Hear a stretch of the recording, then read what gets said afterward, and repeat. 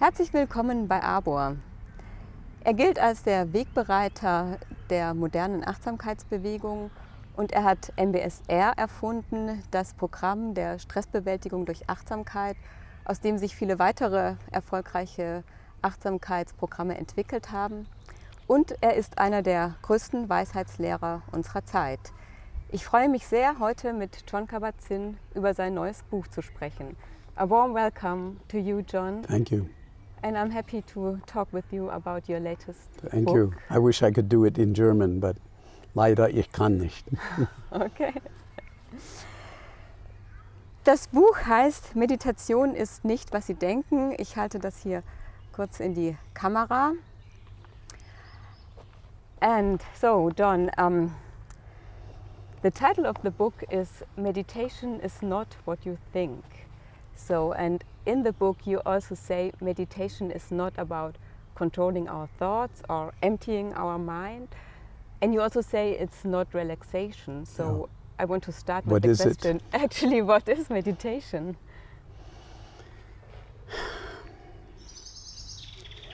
Well, it's a little bit of a joke that it's not what you think because it has a double entendre, double meaning. That it's not whatever your opinions or ideas about it are generally, and it also doesn't have to do with thinking or stopping your thinking.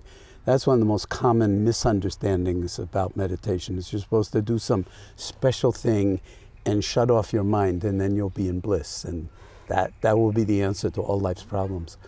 And this has never been what meditation is about. Now, meditation is a word like sport. There are many different kinds of sports. So you have baseball, you have football, you have hockey, you have basketball, you have tennis. They're all under the umbrella of sport. So meditation is a very big umbrella, and a lot of people use the word to mean very different things. I'm using it in a very broad way to basically speak about ways of cultivating awareness by paying attention in kind of systematic ways. So mindfulness meditation is a part of the meditative universe, so to speak, that really emphasizes no separation between experience and awareness. That without awareness, there is really no experience. We're kind of like robot-like, mechanically going through our lives, and we can miss some of the most beautiful, some of the most sensitive, some of the most powerful and important aspects of life because we're never here. We're actually, if you start to pay attention to where your mind is and what it's preoccupied with, most of the time, it has two favorite places that it likes to hang out. One is the future, worrying and obsessing, planning about how things should be in the future, what we want and what we don't want.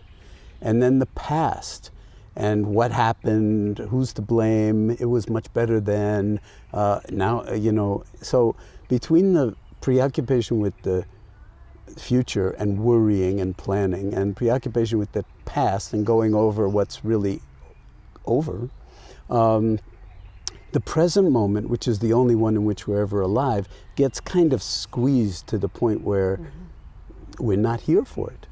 So what this form of meditation invites us to do is reconnect with the only moment we are ever alive in, and that's this one, but not through thought, but through this other form of intelligence that we human beings are really incredibly fortunate to have, which is called awareness. But we get trained in school in thinking all the time, everything's about thinking and how to think analytically, how to think, sort of critically in all sorts of different ways. So we become very good thinkers, but we get no training in awarenessing, we could say. That's not even a word in English, but so to balance out thinking with awareness.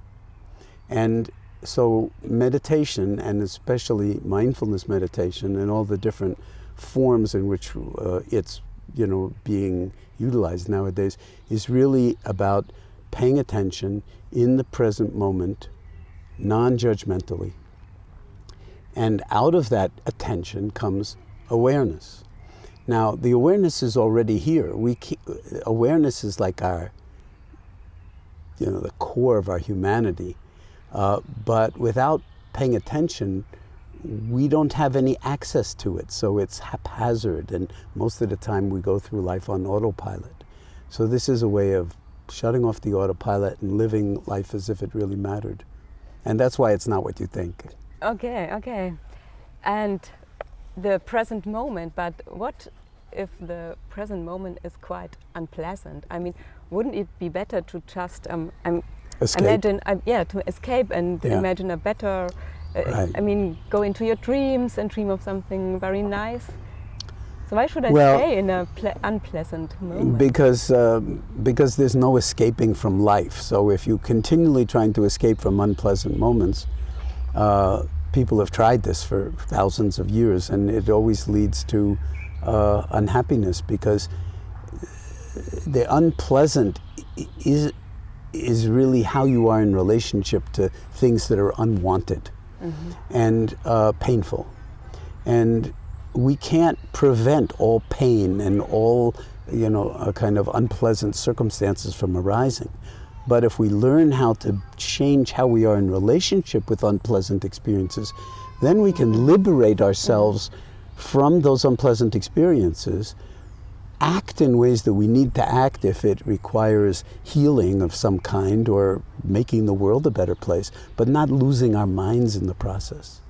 And this is the key point, is that when we get caught up in anger or fear or not wanting things to be this way, I want them to always be pleasant, we become prisoners of our own reactivity.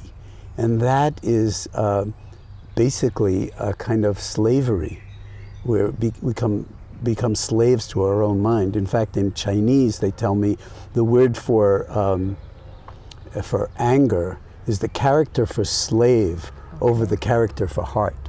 Okay. Whereas the word for mindfulness is the character for now over the character for heart. So beautiful. Heart now. Yeah. So in English, when we use the word mindfulness, if you're not hearing the word heartfulness simultaneously, you're not really understanding it, because it's not a cold, clinical, now I'm going to be mindful without any feeling tone to it. The feeling tone is one of warmth and embracing the actuality of things, whether they're pleasant, whether they're unpleasant, or whether they're blah, neither pleasant nor unpleasant. And a lot of the time we tune that out too. And it has consequences. In fact, our kids... We don't miss our life. So you miss your whole life. And your kids will be happy to tell you that, because they see it every time you go unconscious. Yeah. They know. And so, in a way, the children can become our teachers, because they're much more in the present moment. Yes. And it would be really wonderful if we developed the education and parenting practices to help them appreciate that power to be in the present moment and not ultimately wind up becoming enslaved by the mind's preoccupation with wanting things to be different from how they are. Yeah. And then becoming attached to that wanting. The wanting's not a problem. The attachment is a big problem. Yeah, and this makes us, keeps us as slaves, and we are not free if we are attached. Exactly. To it. And mindfulness is a liberative practice. Yeah. I mean, I did not make mindfulness up. A lot of people think I invented mindfulness.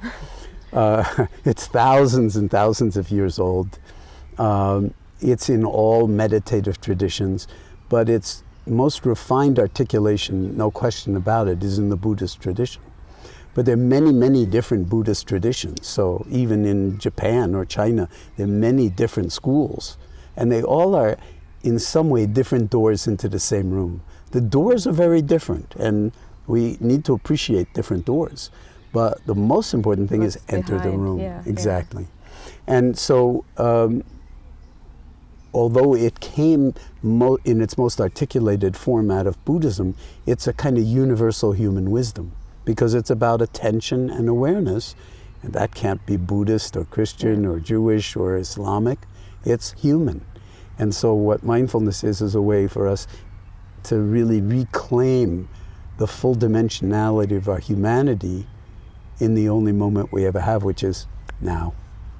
Okay. So it sounds easy, but it's only the hardest thing in the world, because we're so habituated or caught up in habits to the point where we are really driving through our moments on autopilot to get to some better moment when we'll think, oh, then on the weekend I'll be happy, or when this project is over, then I'll be happy, or when I'm like retired, then I'll be happy, or when I'm divorced, then I'll be happy.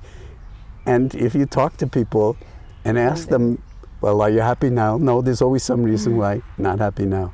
So this is fundamentally about freeing ourselves from the way we imprison ourselves with our own thought processes and emotional reactivity. And for this we need this regular practice. Yeah. Yeah, and the subtitle of that book is Why Mindfulness is So Important. Yes, Okay, yes. and you could say, well, it was important thousands of years ago. But thousands of years ago, the world was a very different place, and now there are so many more humans, and our impact on the environment is so profound that if we don't wake up, it's all about waking up. The word Buddha, actually, when referring to the historical Buddha, that word means the awakened one who has woken up to the true nature of causes and conditions, the way the world actually is, not the way we want it to be. And I feel we're at a point on the planet where if, as humans, we do not mobilize that universal capacity we have for waking up, then the human mind that is caught in wanting and grasping and delusion and ignorance is going to create conditions of suffering that are really unthinkable. And of course, humans are very good at creating more suffering. I mean, earthquakes, tsunamis, volcanoes, that causes enormous amounts of suffering, but adds nothing to war and famine, and the kinds of things that we create for ourselves by not really mobilizing all of our intelligences, because we think of ourselves too small, in too small a fashion, and are very preoccupied with more for me and never mind other people.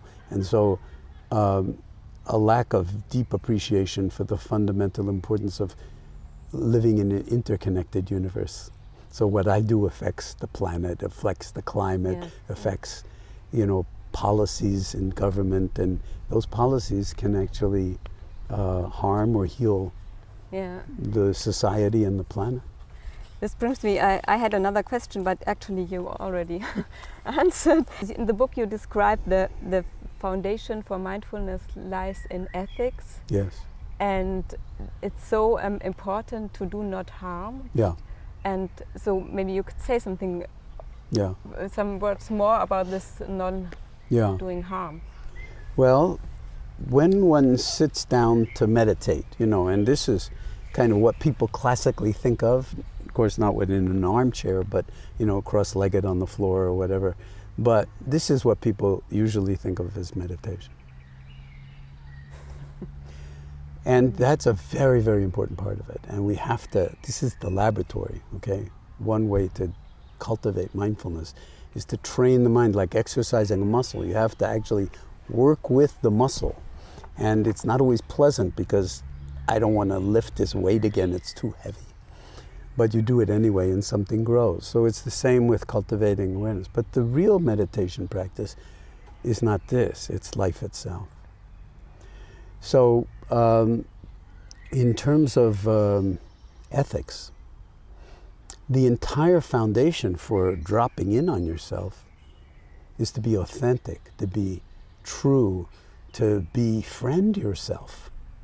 And that actually puts you in touch with a kind of profound interconnectedness that you wouldn't be here if it weren't for your mother and father, that you wouldn't be here if it weren't for oxygen in the air, that you wouldn't be here if it weren't for, the incredibly long sort of process of evolution that brought us to this place on the planet. And of course you wouldn't be here if there wasn't a planet. So from that point of view, we recognize how deeply interconnected we are, rather than like it's all about me, big ego trip. And as soon as you recognize interconnectedness, then ethics arises naturally, because you don't want to harm yourself, you don't want to harm anybody else. So this principle of what's called in Sanskrit ahimsa, that Gandhi and his whole movement was founded on and propagated. The ahimsa means non-harming. And it's a kind of fundamental ground out of which we practice the meditation. We don't do it to cause harm in the world. We do it to, in some sense, recognize the harm that we cause in the world and that others cause in the world.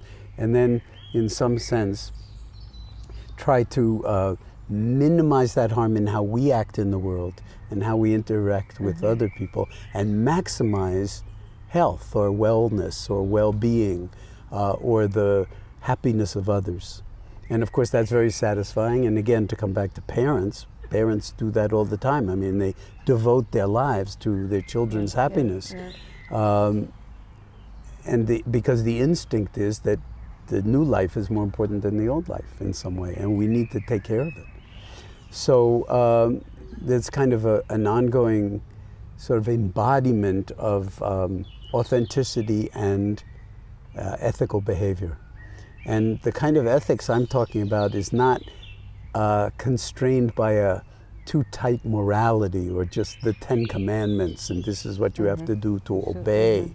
But it's like, one definition I saw of ethics is what you do when nobody is around to catch you doing it. Okay? When no one will ever know. So, but you'll know. So if you're causing harm, there's a certain way in which you're creating suffering for yourself. And when you realize that, and of course if you work in prisons, you meet people all the time and they're overcome with how much harm they've caused to other people in the world. And they can't take it back. They've killed people. They've harmed people irreparably. And so there's a kind of suffering even among people who cause harm. That if people haven't caused harm yet, it's good to know that, so that you think, well, I'll cause some harm, but it'll be good for me. And it's like, no, it won't be good for you. In the end, unless you're a complete psychopath, which is very rare, your feelings will come up and you will recognize that you have hurt other people in profound ways and contributed to suffering in the world. And but if you're not dead yet, then you can recognize that, come to terms with it, and then move on and help the world become kind of a better place. So that's the kind of ethical foundation for mindfulness that I'm talking about. Yeah, and this is so important to know, I think.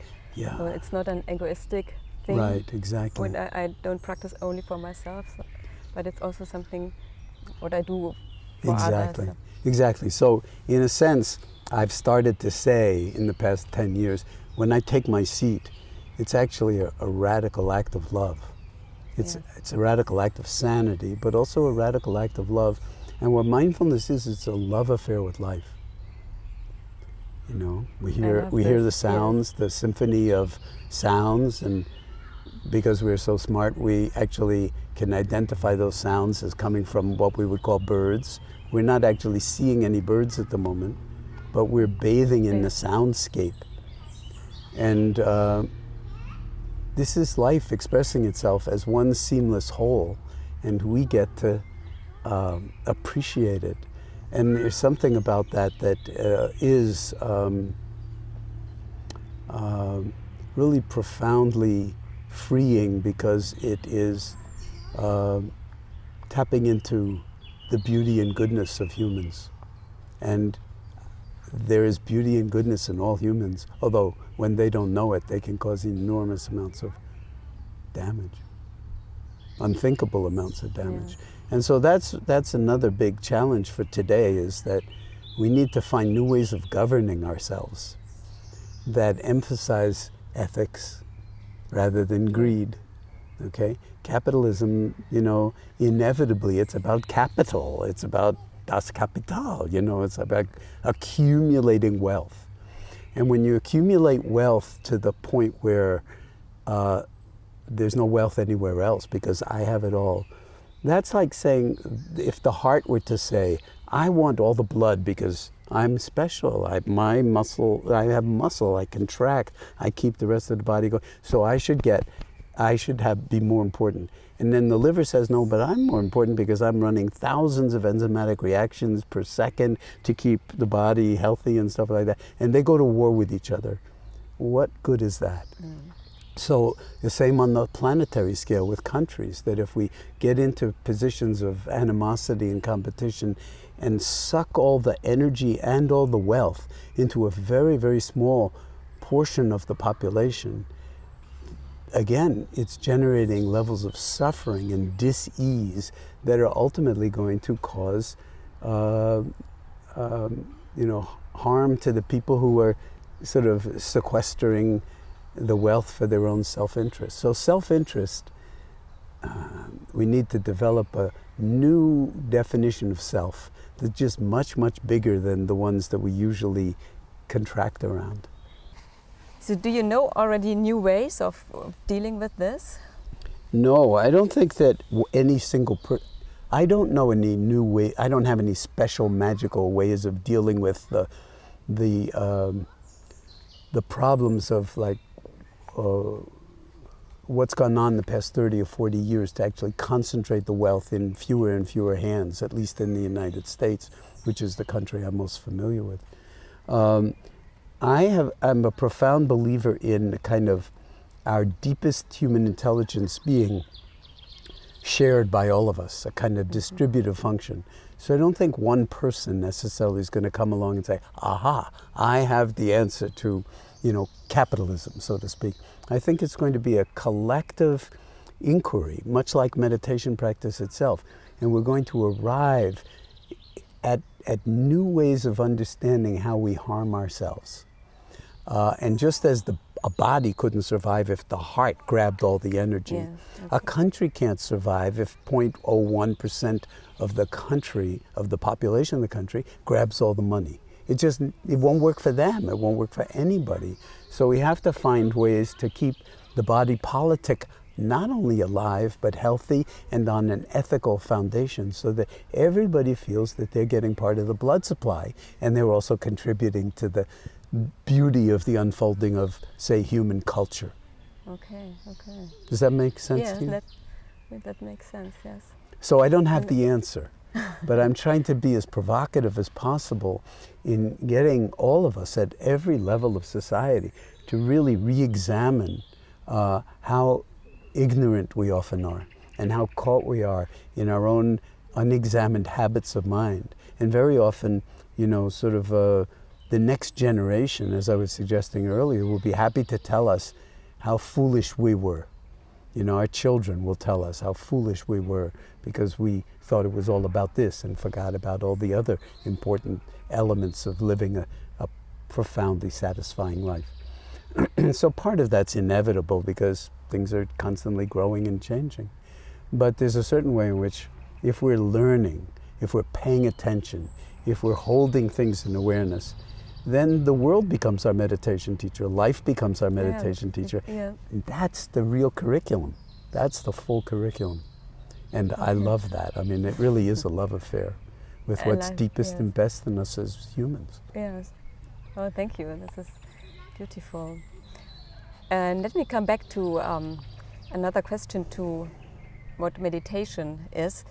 In one chapter of the book, you speak of two apparently contradictory ways of thinking of meditation. One, an instrumental one, meditation as a method to cultivate our awareness. Yeah. And the non-instrumental one, that means a realization that we are already what we really are, or more a non-doing, or resting, well put.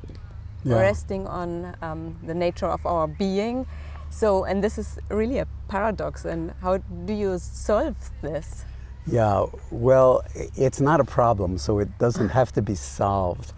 But I felt like it was very important in this book to point this out to people, because they think, well, meditation's like learning the piano or learning how to drive a car. You know, it's a skill, and all you do is practice, practice, practice, and if you're good at practicing, you'll get better and better, and you'll therefore become more and more like, you know, some ideal of meditation, you know, love, incarnation of love, or I don't know what.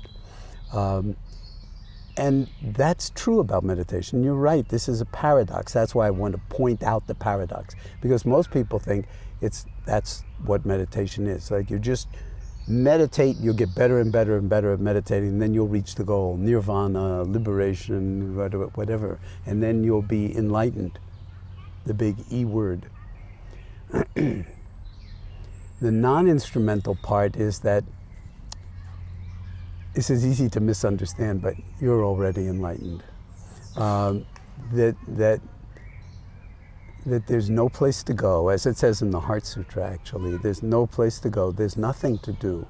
And there's no special state that you need to attain, some mindful state or meditative state or nirvana as something that you, like a concept that you're grasping for.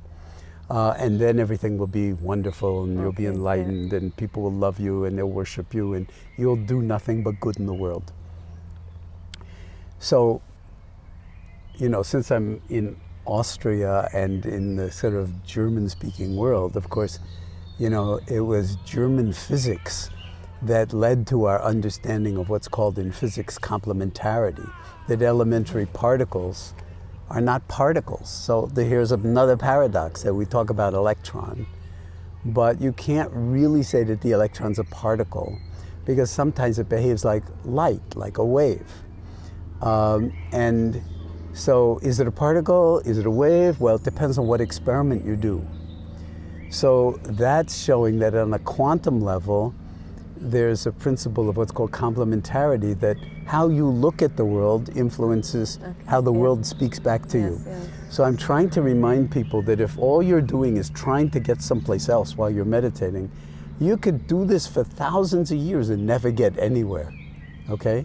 You'll be the same old, you know, person you always were, trying to improve on yourself. What I'm saying is there's no improving on you. You're already whole, you're already perfect just the way you are.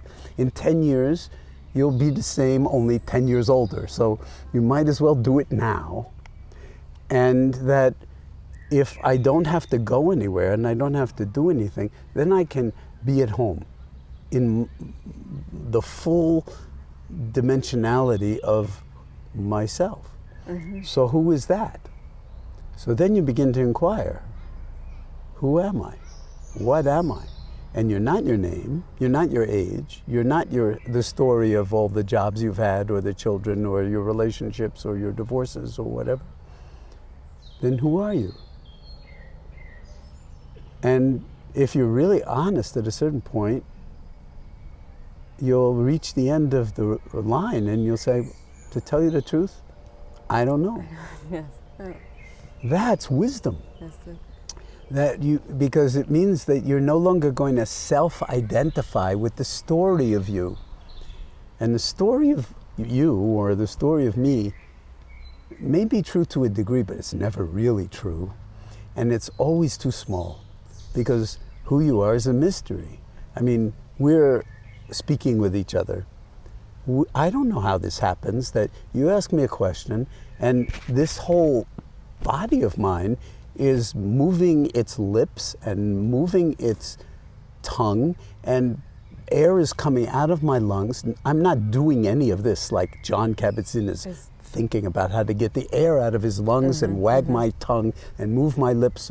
And you're understanding every single thing I'm saying, and this sentence is getting longer and longer and longer, and yet it's completely grammatical. It's like, so there's a form of intelligence that's arising, and we're nodding, and I mean, so many things are happening, and we're not in control of that. So who are we? Are you, your eyes? Well, they take care of you, you know, but they're not you. Mm-hmm. Your nose, your body, your mind. So this opens up this huge field of knowing that we don't know. if we learn to actually inhabit the space of our own minds where we know that we don't know, then we can learn. Because like, if we're captivated only by what we know, we can't learn anything because we know it all. So this is very liberating, and so the point of meditation is to say this right at the beginning, not 30 years after you started meditating, and then you realize, now, why has it not really transformed my life? It's because from the very first moment, you didn't recognize that you were already whole, you're already the Buddha, you're already perfect, and if you're like a lawyer and you want to argue with me, you're already perfect with all your imperfections. Yeah. That's perfect. St. Francis once said, what you are looking for is who is looking. So there's a certain element of mystery in this. Now, if we don't know who we are, do we know who our children are? Do we know who our partners and spouses are? Do we know anything? And when we start to come at it with fresh eyes, then all of a sudden we can see things that have been here all along that we're really starving to understand and make real. And that is one of the ways in which I think the society can grow, through us all getting involved in these kinds of meditative practices. It's freeing of the kind of ruts we create in our own minds that say, well, that's not possible, that's not possible, that's not possible. And pretty soon we're in some very small fraction of what's possible. The 9 points from the... Yeah, the 9 dots. Yeah. 9 dots, Yeah. 9 dots, yes, Yeah. that's true. And if I would know from some inner place of wisdom, because it makes the title just more true, because if I think about it, why should I meditate for hours and hours and in the end not to know who I am? Right. So it doesn't Right. make sense. But from a deeper place, it makes completely sense. Yeah. So this is, and it's so difficult to explain this in It is. words. And yet people are getting it, because look how popular mindfulness has Yes. become. Okay, so I think if you get a sense of it, so then you do, and part of it is you get a sense of it being embodied in another person. So you can see it in another person, and you can feel like that person's comfortable, more or less comfortable in their own skin. Yes. They're not trying to impress me with how great they are. Because why should they do that? I mean, that's just a sign of insecurity in a certain way, to sort of put out advertisements for myself or propaganda of like whatever. So I feel like the development of mindfulness in the world is actually an invitation for us to look in the mirror and ask some really deep questions about who am I, what am I, what is most important in this life, because it's very short, it's be over before we know it. Can we actually live life as if it really, really, really mattered? Thank you. Thank you, John, for this talking, and thank you for this book, and that you did this re-edition of the books, and I will hope it will last another 15 or more years. Yeah. Well, as long as it's useful to people, I'm fine with whatever happens. Okay. Thank Thank you. you.